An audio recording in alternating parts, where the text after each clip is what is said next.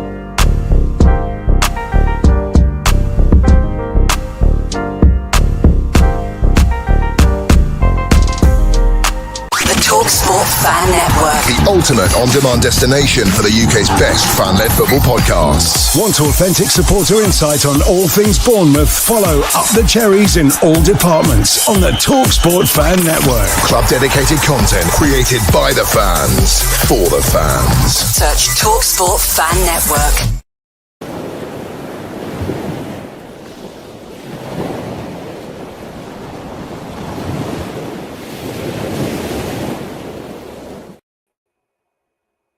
Morning, Cherries fans. Good afternoon, good evening, wherever you are in the world. Happy Wednesday to everybody.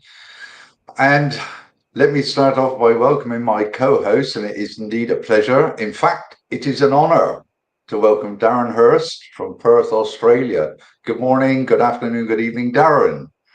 Hi, good evening, Malcolm. It's a pleasure to be here. I feel honoured.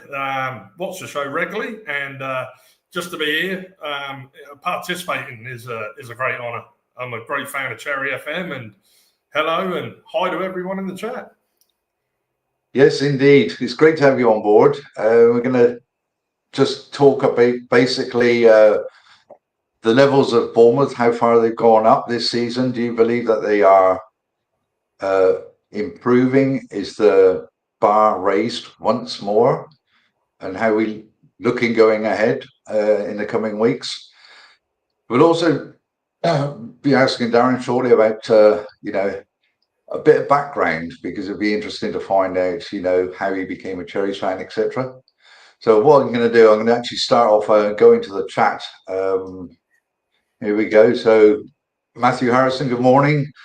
Morning all, just popped in quickly to say hi. Good luck, Malcolm, with hosting. I'm sure it'll be the first of many, and welcome to our debutant Darren, the Cherry Down Under. Hi, Matt. So we'll catch up with the show later. Yeah, Matthew's working. Paul Sand, good morning, everybody. Good morning, Paul. Hope you're well. Good morning, Paul. Hi, Malcolm, Matt, and welcome, Darren, and everyone else in the chat. From Paul from Oz.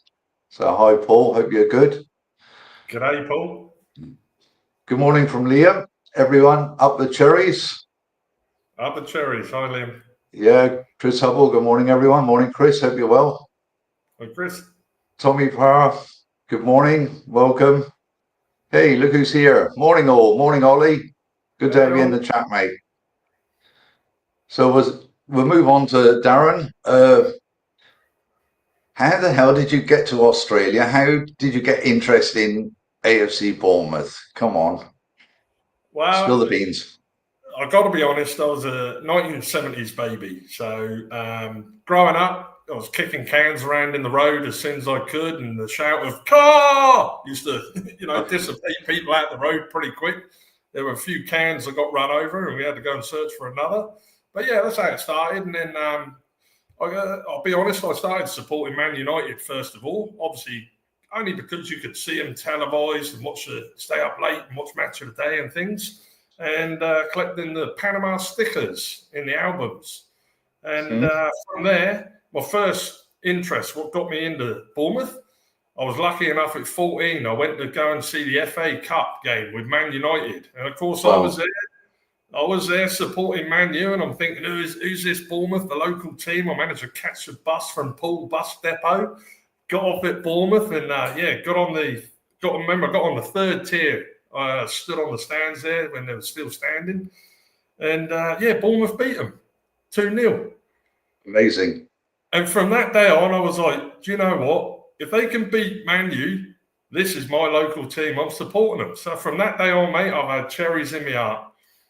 Good for you. Yeah, I was also at that game. So yeah, what an amazing day that was. Yeah, good for you. So how did you get down to Australia then? Obviously, it's you don't have to say too much, private life or whatever, but no, I know there's a few others obviously in Australia, but my personal journey was my wife's brother. He moved over 3 years earlier, and we followed over in 2008. Managed to get over here on a skilled visa as a permanent resident. Became a citizen within 4 years of being here, so I'm a true and true Aussie now, mate. And people, it's weird because when I speak to relatives and friends back home from Dorset in Poole, they now say that I have an Aussie twang in quite a lot of my words, and they call it a mixture of Dorset and Australian, and they call it Dorset alien. Yeah. I get that because I know when I speak, obviously being in Berlin, and sometimes, I'll throw in a German word, and it just happens, and they say, oh, you're talking Dinglish, so I get all that. Great stuff. Well, thanks for the info, Darren. I think what I want to move on to is with the last result and the performance against Tottenham, do you think that Andoni's raised the bar again, or do you think it's just a continuation from last season? What are your thoughts? And I'm maybe going, moving on, obviously after the international break. So what's your thoughts on, immediate future? Let's put it that way. I'm not going to say season long because that's ridiculous. You don't have to do that. We know we're on this 5-year plan. And to date, from the start of this season, I really do think that Andoni is the silent assassin. He keeps his cards very close to his chest. He's very humble, very honest. He'll put his hands up like he did with the Brentford game. Made too many changes, he admitted it. And that's what I love about him. There's other managers out there who would blame everyone else but themselves. But no, I really do think that Andoni is the key. You need a ringmaster for the circus of chaos, and he is the orchestrator. I'm not too much stressed or concerned about the season. We're going places, but the only thing if I was worried is keeping Andoni. He's the key to the lock at the moment, and like I say, he's a silent assassin. We are going places, but we're doing it silently. Yes, that's brilliant. But it's not just Andoni, is it? It's everything about behind closed doors, isn't it? With recruitment from top level, you don't get anything out of them, which is great. And I mean, I love it. I can understand fans' frustration and not getting any news from time to time, especially like over the past weeks with the transfer window. Fans bombarding social media, why aren't we signing players and everything? That is just another part of it. But we trust the process, as we always say, and great. But the performance level, obviously, against Tottenham was superb. I have already stated, for me, that was the very best full team performance over 90 minutes. And I know we had some classic games last season, but totally dominating like we did from the first minute was unbelievable. It was a superb watch. And I'm not going to even go down the road about lack of goals or anything, because that to me is just a load of blah, blah, blah. That will all come in good time. But do you think they're going to stay at the same level, the intensity and everything? I think, yes. I mean, that's Bournemouth style. We go out, ever since Eddie Howe and way back in the day, it's always been you play with passion, you play for each other. And there's one of the shirts I've got up here, and on the back of the collar, it says, "Together, anything is possible." Yeah, absolutely. And the players play for each other. It's almost like they're gelling now, the regulars, and the new ones coming in, give them 3 or 4 games, lots of training sessions, etc. They'll be the same. They know where each other are. They know how to, as a unit, to track down the pressure, to gain possession, and ultimately create those chances. If you don't create the chances, you can't score the goals. Exactly. Now, at the moment, we've got 100% correct. We are tracking, we're dispossession, and we're creating the chances. The last little dot on the I is putting them away. There's plenty of chances there. Yeah, perfect. So let's jump back to the chat shortly. Yep. So David DeCosta, good morning. Good luck, Malcolm and Darren. Yeah, thanks, David. Good morning. Good day to you. Lots of Aussies on tonight, Malcolm. Hi, Dave from Melbourne. Paul from near Sydney. Hey, Dave. Dan Short. Hi, Malcolm and Darren. Good morning to you, Dan. Good to have you on board. Yeah, thanks, Chris. Thanks for your message this morning, by the way. Morning, Chris. Doug Horn, good morning to you. Morning, Malcolm and Darren. Nice to see you, Malcolm, hosting. Yeah, thanks very much. Liverpool, what can we say? Good for you. Good for you. They managed to get the signings in you wanted. By the last one, unfortunately, but that's football. I can't see anything but Liverpool taking the title. I know they didn't play particularly well against Arsenal, but what a piece of magic from that Hungarian of yours. My goodness me. So, Paul Sand, he's definitely raised the bar. I've been watching Bournemouth 50 years plus, likewise, and that was the best performance I've ever seen. Totally agree with you. Totally agree with you. So we did see some really outstanding performances last season. Superb. Nick Gillings, good morning to you. Morning, Nick. Iraola is a great manager and is great for Bournemouth. 2 wins and a loss is a great start to the season. Should have beaten Spurs at least 2, 3 or 4-0. It was a dominant performance. Totally agree. Yeah, thanks, Doug. Agree, Malcolm. It was as good as I've seen. Yeah. For those that follow football, especially obviously Bournemouth, because they know not only their recent history. I mean, I've been going for quite a few years. I mean, I started in '68, so seen some pretty dire stuff. I've been the old Dean Court with just over 1,000 people in there in the 4th division, and you can never envisage, how we are today. Absolutely superb. Question from Dan Shaw. Yeah, I mean, it's a tricky one now, isn't it? I mean, have you got any views on this, Darren? Who do you think will get the sack first? I mean, I don't like to talk about managers getting sacked because it's, it's somebody's job. That the hardest job in the world is being a football manager. Absolutely, trying to get the best out of the players. I don't know. There's obviously a lot of people who, again, will post negativity. I don't like to think that anyone will get the sack. To be honest with you, I like the fact that the fans are supporters, and that's not just of the club. It's the managers, it's the players, it's the background staff, it's the academies, it's everything that goes on in the background, all the way down to grassroots to the groundsmen, and the cleaners of the ground. It starts from the bottom and goes to the top. So I think positive mental attitude. Let's talk about who's going to be the best manager and perform, rather than those who are going to get sacked. I don't want to put anyone's name on the line. A good point. Now I'm just going to throw something in here. Darren actually took some time off work today, unpaid apparently. So I'm just thinking maybe we'll start a GoFundMe for him. I don't know what you think of that. Yeah, it's a very good question actually, Dan. And I go along with what Darren says. I prefer to see the positives in football, and it's normal. Let's just say media speculation and just to write stories and sell papers or clicks or whatever. I think if you looked at it last week, you'd have said Potter, all right? And then what does he do? He goes and turns out and gets a 3-0 win away from home. So you can't, can you? You really can't. I mean, I don't know.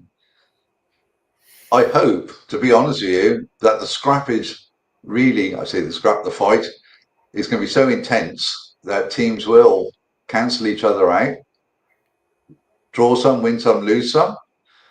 And that just by getting results in, the board will say, like, hang on, we're getting points on the board now. We can't sack him. So, catch 22.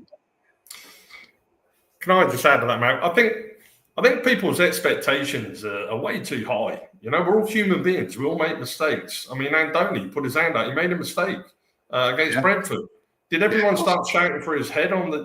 Let's hang him at the gallows in the village square. We all Rubbish, make isn't mistakes. it? It's rubbish.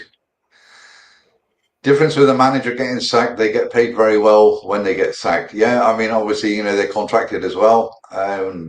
There's clauses in their contracts. So, yeah, totally agree. David DeCosta says, will it be in dollars or pounds? It might even be in yen, actually, but who knows? But hey ho. There's something else I wanted to touch on. I don't know if any of you saw it yesterday. I posted a video which came up on YouTube of tactics and analysis. Now, the guy is a Tottenham fan, but what he produced there was actually brilliant assessment of the game. I think it's about 10 or so minutes long. And I was dumbfounded. I'm thinking, wow, this guy knows his stuff. I mean, that's his passion. And he says that in the video. But if you sit and watch that for 10 minutes and look at the lines that he's drawn and the explanations behind it all, it was absolutely top draw. So go on to our Facebook page. You'll see it on there. Well worth the watch. I say thanks very much for putting that out. And oddly enough, this morning, as I generally do every morning, I go on BBC Sport, click on Bournemouth, and a journalist actually copied what that guy said. So I just thinking, hey ho, so we know where not to click in the mornings now, don't we? Right, so Ollie's here. Legend Darren, haha. Great show already, Mal. Knew you would smash it. The important thing is learning from what's happening in each game. Irola is brilliant at that. Exactly. It's not always going to run smoothly. Things will happen in football. We can say, okay, suspensions, injuries, whatever, bad decisions. There's just so many things that can influence games. Some of our players might have a bad day at the office like Tottenham did. Just, it's on the day, it's form, isn't it? So just learn from that. And from every mistake that's made, they'll take that back to the training ground. They'll assess everything and say, look, this is what we did wrong. So try and correct it and then move on again and again. And it's just repetitive. I think it's absolutely superb that Andoni puts his hand up. He doesn't always tell you everything, which is great because we don't want to know everything. Let him do his job. And he's doing it superbly. Super stuff. So, and Chris says, I agree with you, Ollie. Okay, now, I don't know if anybody in the chat has or does play football at grassroots level. All right, now, this is something Darren and I had a chat at the weekend, and something came out of that chat. I'll let Darren explain that in a minute.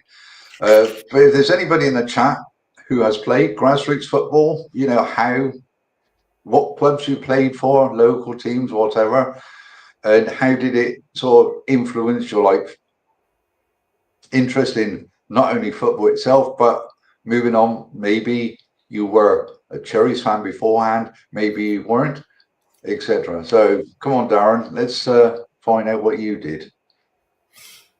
Obviously got interested in football very young age, kicking the cans around in the street, and then progressed into school. I went to Hillbourne Middle School.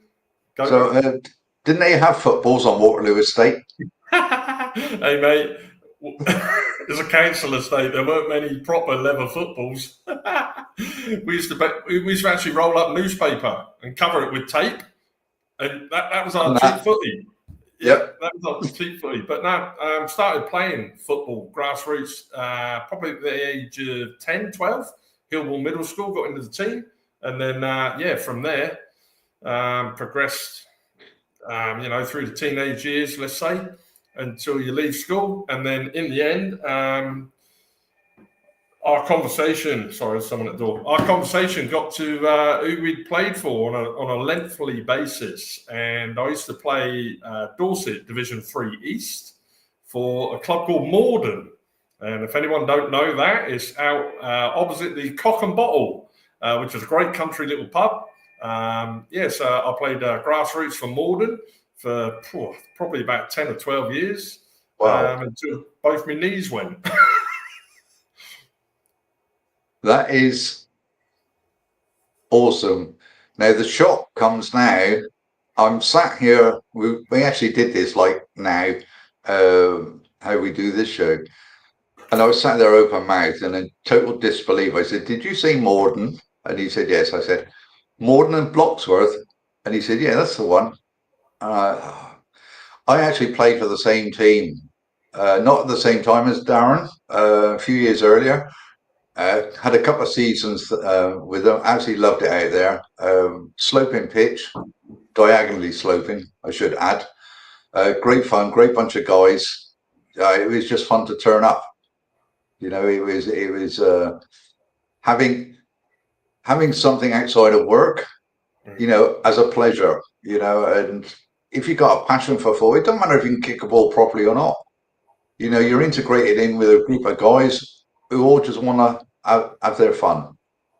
And it never got over serious, let's put it that way. I mean, obviously, when you play the top teams, they are a little bit aloof, to be honest with you. But, on the same level, it's just 11 against 11. Go and have a good old crack at it, Yeah, so that was a really nice memory that Darren brought back. And he obviously mentioned the trainer and his wife who used to make the tea at halftime. Brilliant. It's just so uncanny that Darren is there in Perth and there's me sitting in Germany and we have a connection, in our grassroots football. So, wow. So I'm just going to pop back into the chat. Chris Hubble says, "Are you a Formula One fan, Mal?" Yeah, Chris, I was up until that. How can I put it without sounding unbiased? Be nice. That incident with what was it? It was the restart, wasn't it? Yeah. Bahrain. Yeah. The safety car restart, Bahrain. Yeah. But that broke all the rules for me, and I thought, this is corrupt. This is not what I want to watch. And since then, I haven't watched anything. And I was passionate about watching Formula One. I've watched it for years, loved it. Sorry. But when at a top level you've got this corruption, and you try and prove me otherwise, I think no, it just stinks. And I say I don't want to be any part of it. Okay, here we go. Paul Sand, I played for Court Hill Middle Seldown Secondary School the Sunday morning. Good for you. Good for you. Glad to hear it. The Londoners, guys, do us a favour, please. Could you get Sterling and Disasi to unlock full potential of Petrovic? The only sterling we want is pound sterling. I mentioned this yesterday, actually. We did actually look at Disasi. And what do you mean by the potential of Petrovic? I mean, we are quite happy with him, to be honest with you. Darren, your views? Yeah, absolutely. He dominates that box. He comes out, he catches the ball. How many seasons have we had a keeper? I mean, no disrespect to anyone, but we needed that. We needed somebody to dominate the box, come out, actually catch the ball, gain possession, get the quick throws out. Let's break on, let's put an opportunity for an attack. He's good at that. And people can say, oh, yeah, he's over it a few balls and put them in the touch. Oh, well, let's fine-tune that. He's still a great keeper. I think he's a great signing. Yeah, I mean, when keepers kick the ball out and goes into touch, I mean, from Bournemouth perspective, Doesn't matter, does it? Because we want them to have the ball, and we go again. Yep. So it might be a bit frustrating for the fans to think, oh God, we've given the ball away cheaply, but at the same time they're playing into our hands. So in effect, it's not a bad decision, is it? No. If you're looking at it that way. Yeah, absolutely brilliant. Paul Sam, Chav, Persia, my Sunday team. Good for you. Good for you. Yeah. Is there anybody else out there that played grassroots? It'd be good to hear from you. And also how your love for Bournemouth started. Okay, I can throw back to the first game I saw. Can't remember the opposition for the love of me. It was 1968. I was a young lad with my brothers there, and wow, look at this! Look at the players, the fans, so many people. I'm thinking this is crazy, and just wonderful, absolutely wonderful. And it's more or less, it was like an injection, and it stayed in the blood ever since. So super stuff. So moving on in the chat, people keep shouting about Sterling Disasi, haha. Welcome the Londoners. Thanks, Ollie. Please make Kluivert play more. Can say the CAM market value being more volatile in future, so Menu is Osho looking to move to a top 6 club next year. Do you know that? Can you, give us a little bit more insight? It's already started. I mean, I've had, I don't know if you've seen it, Darren, still links with Tottenham, even after the window's closed. And I'm just thinking, this is absolute garbage. What's the matter with people? Can't they get lives or whatever? Also about Andoni, and I'm just thinking, stop, this is just unnecessarily. You don't need any of this. Yeah. They've already put him in the picture for Man United. I mean, come on. I can't. I mean, Kluivert, obviously we want him to play more, but he was injured. That's why he hasn't played, for your information. The same with Christie. They were both out injured, but they're slowly coming back, being integrated, getting more minutes. Watch this space. Yeah. Be good to see. Paul's hand, my dad's first AFCB game was a prisoner of war, and the camp sergeant took him. Wow. So, yeah, brilliant. Family history, super. Nobody's going to take that away from you. No. That is superb. Respect. Do we want to do a little talk on transfers, Darren? I think you got some notes there that you.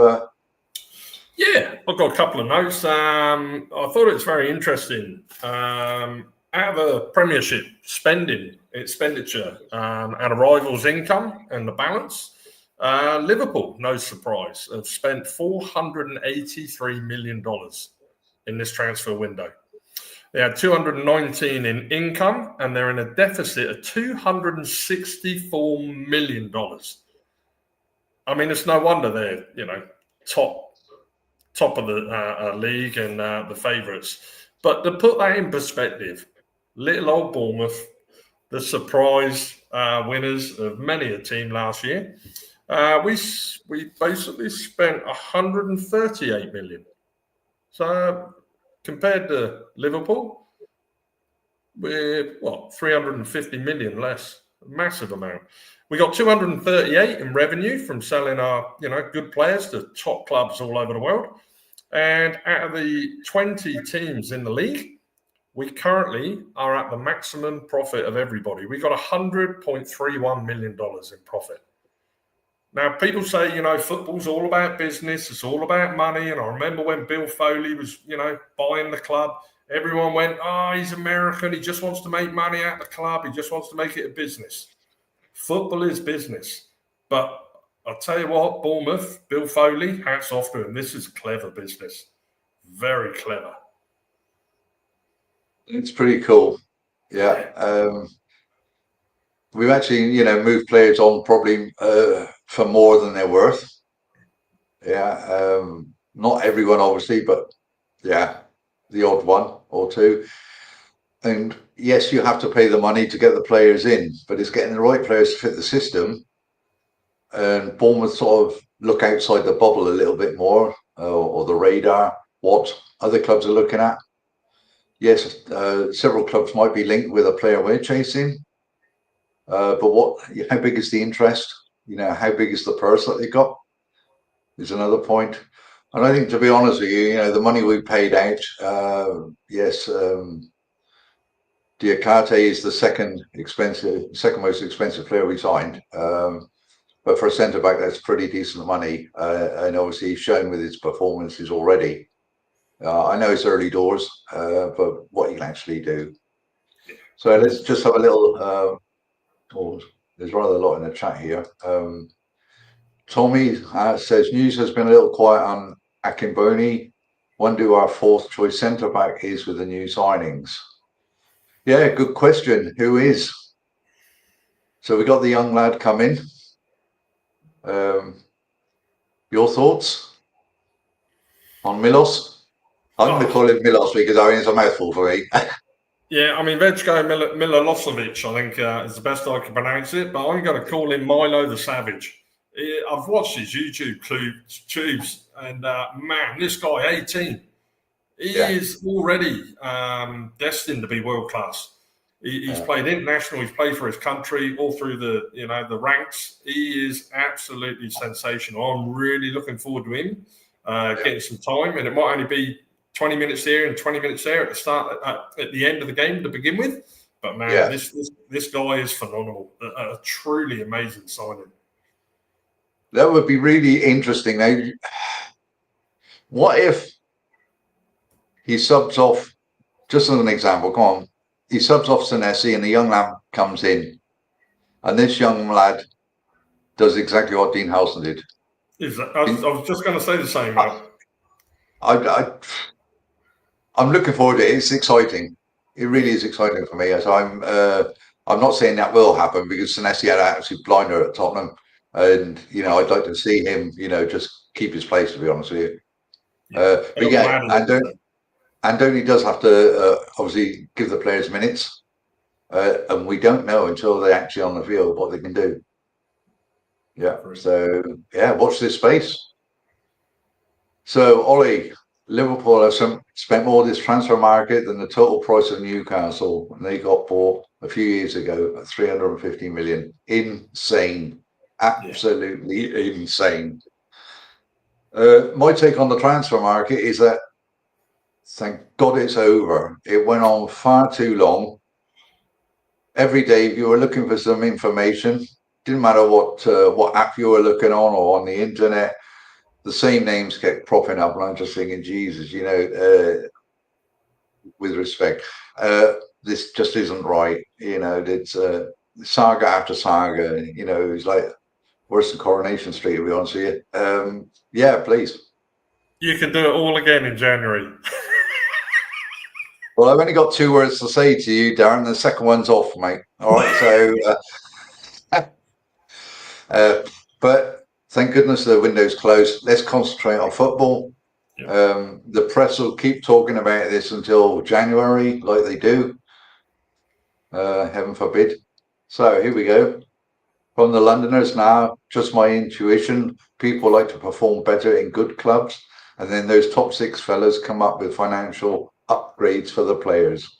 We've seen Isak was out, Waymo is great. Okay, there will always be standout players in the Premier League. Don't matter what club they play for, they will shine. There will be or if you're lucky, you got two good players in one team. I mean, we were fortunate last season. We had more than 2 good players in our team, which is a bit unusual. But having said that, yeah, there are standout players, and let's say he went to Bayern Munich from Palace. That was no surprise. Top player. Shame he didn't stay in England because for the Premier League it would be superb. To keep him in the Premier League wasn't going to happen, so off he went. Others, I mean, yes, there are players apart from those that this guy's here mentioned. Have been asking for lots of money, big moves and everything, but are they really that good? There are several out there. I just don't get it. big surprise for me was Harvey Elliott going to Aston Villa. Didn't see that happening, but good luck to him. Good luck to the young lad. Brilliant player. There are just too many movements. We're going to need a couple of weeks, I think, just to work out who plays for who now. It's just the way it goes. David DeCosta, early days, Paul and I played Sunday League from Oz, played in the same team, and later Alexander, Sam, Way Sunday League, Div 3, whatever that is. You might know, Darren, I haven't a clue. Other side of the country. He could be talking Chinese there for all I know. So, come on, Paul. Played for Porchester School under 12s, the first 11 in the 60s. Then in Australia, played for Mittagong in New South Wales. Scored 117 goals in 10 seasons until snapped Achilles tendon. Wow. Ouch. And that is why I stopped playing. But I wasn't, there was just some nice happenings from the opposition, I'm afraid. That killed it for me. So that was my goal to getting into watching the Cherries. Paul Sand, I think we have the best owner, best manager in the league. I couldn't agree more. Yeah. I couldn't agree more. St. George's with Paul, says David DeCosta. Do you know what that is? So here we go. Ollie, Milo the Savage. Absolutely love that. Please allow me to use that moving forward, Darren. Absolutely, mate. I want to find a song that's going to match something with Milo the Savage or something. Something will come up. It's bound to. Something's bound to come up. I love it. Really excited about the players we got in. It's good because nobody could see. We were getting players in that other clubs wouldn't really be looking at, to be honest with you. Yeah, we had links with a couple of others. I know things for some reason never worked out, and also those that have left us, either loan or just gone, on a permanent. Shame, but that's football. It evolves. It evolves, and this time next year we could probably be saying the same thing again. Who knows? But hopefully, I think learning from last season and with transfers, one thing and another, maybe the contracts will be a little bit better suited. That the players we're getting in now, they will be over a minimum 2-year period, which falls into the plan of the 5-year project from Bill. So yeah, please. And on that note, Malcolm, I think Bournemouth have always been, a good stepping stone. A lot of players see it as get a chance to play in the Premiership to get into a bigger team. This season, I really do believe what we got with the academy and the training facilities, hopefully going Cat 1 this year, I think we're going to be the club that people want to come to and stay. I think it's already happening, Darren. Yeah. Mm-hmm. Yep. Yeah. I mean, you have to present a good project to encourage people to want to join. And it's not just talk. They can actually show it. They got proof there. And obviously the icing on the cake will be at the end of the season when the stadium gets an uplift or an upgrade that that can only help and encourage people. If anyone if anyone in the chat or watching hasn't seen the Academy, please do watch it. I think it's a 6-part series, and it tells you a lot of the stuff that you don't see. It's not televised, it's not advertised, it's not promoted, but it shows you how much Bournemouth are evolving with this academy, bringing local players through, attracting outside players. When they see the training facilities we have, they're world class. Yeah, and that is part of the journey. That's the Pathways, isn't it? 6-part series. Yeah. So yeah, do check it out. Now, before I forget, please hit the like, subscribe, and the notification bell if you haven't already done so. That'll help the channel. Yeah. And I think with that, we can wrap it up now, Darren. I'd like to say it's been a pleasure, but I'm an honest bloke. It's been a real pleasure having you on board this morning.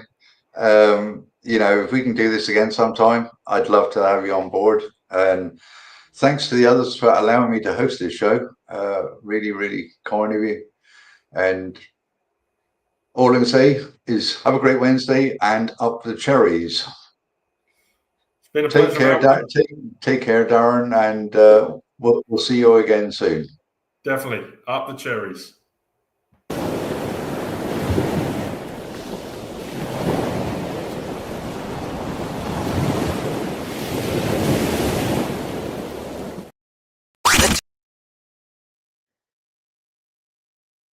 TalkSport Fan Network. The ultimate on-demand destination for the UK's best fan-led football podcasts. Want authentic supporter insight on all things Bournemouth? Follow Up the Cherries in all departments on the TalkSport Fan Network. Club-dedicated content created by the fans, for the fans. Search TalkSport Fan Network.